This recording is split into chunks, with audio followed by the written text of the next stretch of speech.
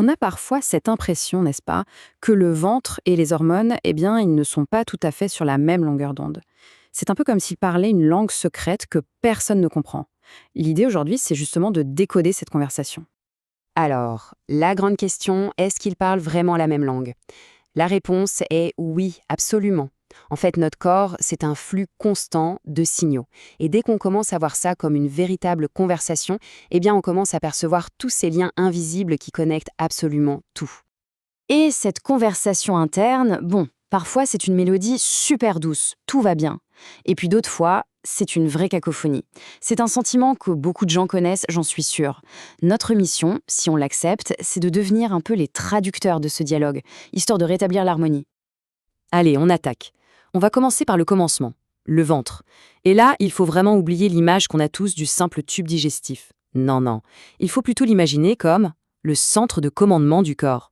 Un véritable carrefour de communication hyper puissant. Et pour comprendre ça, il y a un concept clé, c'est l'axe intestin-cerveau. Imaginez une autoroute à double sens qui relie le ventre et la tête. Le trafic d'informations, il est non-stop, 24 heures sur 24. Et ça influence absolument tout. Notre humeur, notre niveau d'énergie et bien évidemment nos hormones. Tenez, regardez ce chiffre. 90%. Qu'est-ce que c'est? C'est la part de sérotonine, oui oui, la fameuse hormone du bonheur, qui est produite non pas dans le cerveau, comme on pourrait le croire, mais dans l'intestin. Ça change complètement la perspective, non? Ça veut dire que notre ventre a un pouvoir direct sur nos émotions. C'est fou. Et attendez, ce n'est pas tout. L'intestin, c'est aussi le QG de 70% de notre système immunitaire. Donc si la digestion va mal, ça peut créer de l'inflammation. Et cette inflammation, c'est un peu comme des grésillements sur une ligne radio. Ça vient brouiller tous les messages hormonaux qui essaient de passer. D'ailleurs, cette image de la station radio, elle est parfaite. Pensez-y. Une digestion perturbée, que ce soit à cause de ballonnement, n'importe quoi d'autre, c'est comme si le ventre envoyait un signal de détresse au cerveau. Et en réponse, qu'est-ce qui se passe? Le cerveau peut s'affoler et se mettre à dérégler la production de cortisol, d'oestrogène ou même des hormones de la thyroïde. Le signal est brouillé et c'est toute la station qui part en vrille. Bon, maintenant que les bases sont posées, on va aller un peu plus loin. On va aller faire un zoom sur les vrais chefs d'orchestre de notre intestin. Ces milliards de bactéries qui forment notre microbiote. Et on va voir le rôle absolument crucial dans la régulation des hormones. Alors là, on va découvrir un mot qui peut paraître un peu barbare, mais qui est en réalité fascinant. L'estrobolome. Qu'est-ce que c'est que ce truc? Eh bien, c'est tout simplement le nom qu'on donne à une équipe de bactéries spécialistes qui vivent dans notre intestin.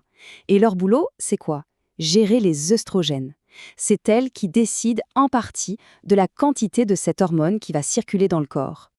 Et là, le contraste est juste saisissant. D'un côté, on a un microbiote bien équilibré. Lui, il fait le ménage. Il aide à évacuer les hormones qui ont déjà fait leur travail. Et de l'autre côté, un microbiote en déséquilibre. Là, c'est le bazar. Ces mêmes hormones sont retenues, et pire, elles peuvent être remises en circulation. Le résultat? Eh bien, ça peut se traduire par des cycles irréguliers, des sautes d'humeur, des choses qui parleront peut-être à certains. Mais attention, l'histoire ne s'arrête pas juste aux oestrogènes. Ce serait trop simple. En réalité, on parle d'un véritable réseau. Tout est interconnecté. Les hormones du métabolisme et celles du stress, elles aussi, entrent dans la danse.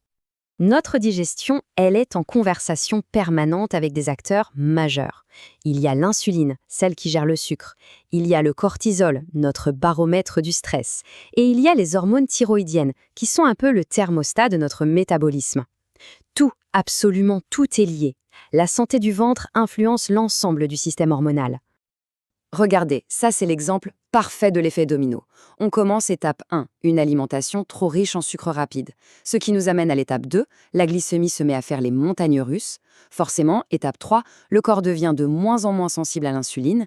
Et l'étape finale, des perturbations hormonales qui peuvent mener à des conditions comme le syndrome des ovaires polykystiques, qu'on appelle aussi le SOPK. Et ça, ce n'est vraiment pas anodin. Le SOPK, par exemple, ça touche jusqu'à une femme sur 10 en âge d'avoir des enfants. On est donc très loin d'un petit problème de niche. C'est un véritable enjeu de santé publique qui est directement lié à ce dialogue permanent entre la digestion et les hormones. S'il y a une chose à retenir de tout ça, c'est que la conversation, elle va dans les deux sens. C'est une rue à double sens. Une mauvaise digestion perturbe les hormones, oui, mais un déséquilibre hormonal peut aussi aggraver la digestion. C'est un vrai cercle vicieux, une boucle qui peut sembler sans fin. Ok, le problème est posé.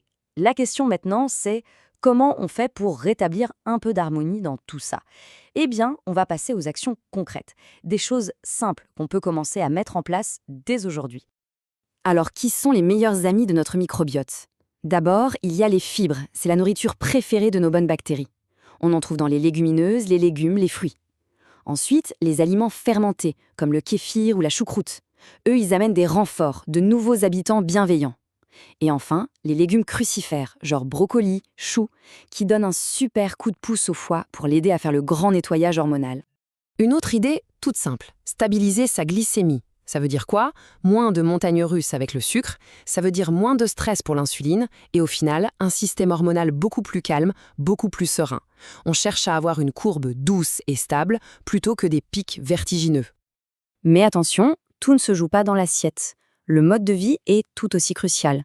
Apprendre à gérer son stress, s'assurer d'avoir un bon sommeil, ça permet de calmer la production de cortisol. Et bouger un peu chaque jour, 30 minutes de marche par exemple, c'est le combo gagnant. Ça améliore à la fois la digestion et l'efficacité de l'insuline. Et vraiment, le plus important, ce n'est pas de vouloir tout révolutionner du jour au lendemain. On oublie les régimes super stricts qui ne tiennent pas. La vraie clé, c'est d'avancer pas à pas, petit à petit, d'écouter les signaux que notre corps nous envoie et d'ajuster le tir en douceur. C'est un cheminement, ce n'est pas une course de vitesse. Et pour finir, on pourrait se dire une chose. Notre corps nous parle, tout le temps. Cette conversation interne, ce n'est pas toujours un grand cri d'alarme. Bien souvent, c'est juste un murmure. La véritable clé, au fond, c'est peut-être tout simplement d'apprendre à tendre l'oreille et à écouter un peu plus attentivement.